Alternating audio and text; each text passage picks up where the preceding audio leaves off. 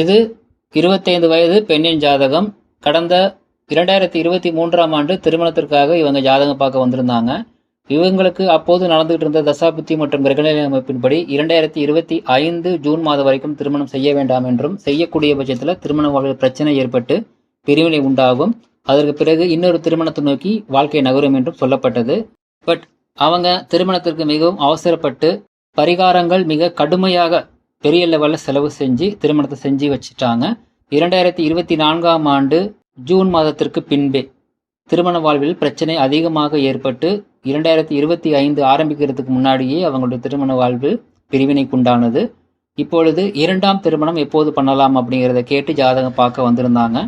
இவங்களுடைய ஜாதகத்தில் உள்ள கிரகநிலை அமைப்பு மற்றும் தசாபுத்தி அமைப்பின்படி அடுத்த 2 வருடங்களுக்கு திருமணத்தை பற்றி யோசிக்க வேண்டாம் அப்படின்ட்டும், 2027 முடிந்த பிறகு 2028ஆம் ஆண்டில் திருமணத்துக்கான அமைப்பு கைகூடி வரும் அப்படின்ட்டும், அதற்கு பெரிய லெவலில் எந்த விதமான ஹோமமோ பூஜையோ பெரிய லெவலில் செலவு பண்ண வேண்டாம் என்றும், சிம்பிளாக கோவில் வழிபாடுகள் மட்டும் சொல்லப்படும்.